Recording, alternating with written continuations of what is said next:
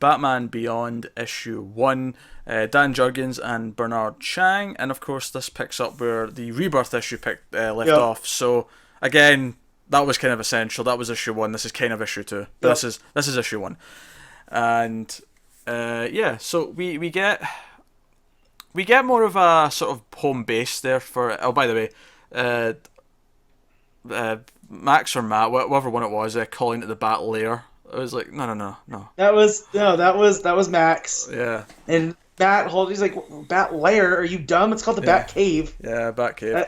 I love that they're now his Alfred, right? Because Yeah, Terry had Bruce. Bruce is gone now. And it looked like Terry was like, we all knew he wasn't going to do it by himself. But now I feel like them combined with how enthusiastic Matt is that his older brother's Batman, to Max being the more like, okay, we need to take this carefully and treat it as an actual threat. I like that they've combined to be Alfred and yeah, whoever yeah. else. Well, that's what I was saying. Is that it's nice that this issue is giving him like someone to like talk to over the comm, someone Yep. who's helping him and trying to like figure out ways that he can get out of things and all that. Yep.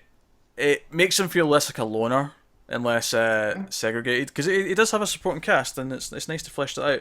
Of course, Dana is still kidnapped with these Jokers, Yeah, Joker's Town, like, and Joker's Town. Yeah, yeah. I thought you had more there, Matt. Sorry. No, I'm just saying, like, it's not just like the gang of Jokers has her. Like, she is surrounded in enemy territory. There's even if, like, say she were to break out, there's nowhere for her to go. So I like that Jurgens has ramped up the stakes already. Yeah, and In that. this is why it's very much issue 2. Is most of the issue from like Batman's point of view is this fight with this big brute Joker, this Venom sort of Bane like Joker, from the last issue. And I feel like if this was the issue you picked up, thinking, oh, this is issue 1, it'd be like, Yeah, why is he already fighting this big guy? What's going on?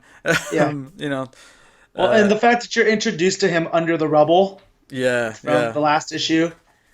So It's like that there is no way this is really issue 1. This is not friendly to anyone whatsoever for a first issue.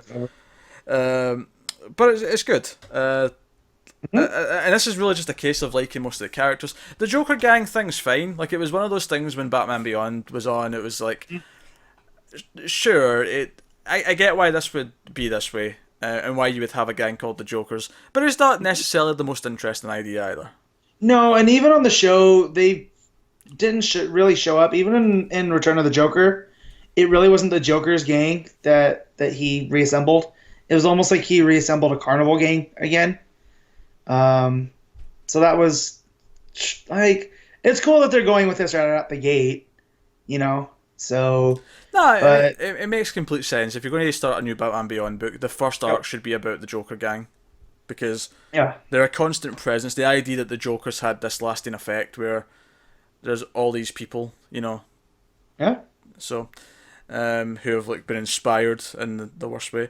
Also, Terry McGinnis should never refer to himself as McG. it's McGee. No, ever. I was like, wait.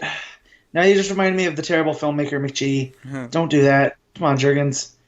Yeah. Like, but I like that he felt like he had the I'm out of shape, because whatever happened with Spellbinder that we keep getting, references to from the last whatever series was, like, he's not, even with this super suit that amps his strength and whatnot, he's in over his head, and I like that that's what leads him to basically go undercover. Well, not basically, he does decide to go undercover Yeah, that's the end of the issue. as a member of the Jokers. Yeah, he comes out like dressed as one of the Jokers at the end of the issue because he's going to go Yeah. undercover. So, Yeah. because he runs from the fight, he runs because Yep. he realizes he's not in the shape to do this. He hasn't been training. He thought he could put on the suit and just immediately go out and be Batman. But being Batman takes a lot of work. Yes, it does. So you know. Yeah. No, I thought it was another fine issue. It's kind of like it's this weird effect with Batman Beyond where, like, I'm enjoying it, but it's also like one of the least priority. But like, I read this last or second last, because as much as I enjoy the concept of Batman Beyond, it is very much like, oh, the rest of it's part of the DCU, whereas this is kind of this weird alternate future that isn't really going to happen. in this weird place. So I enjoy it, but it's not essential reading. But if you like the show and you wanted a continuation, that's exactly what I was gonna say. Yeah. Like it feels like an extension, and as a fan of the show, then I'm really enjoying that. So, Yeah. But I think if you wanted to like cut down your list of books, I think this would be an easy one to cut just because yep. it is so disconnected, and because I feel like just read the trades later at some point if you. And it might end up being better through the trades. I'm gonna go through the first arc, and then make the decision to cut or not. But as of right now, it's not on the chopping block. Yeah. Because it's 2 issues in, it is a lot of fun.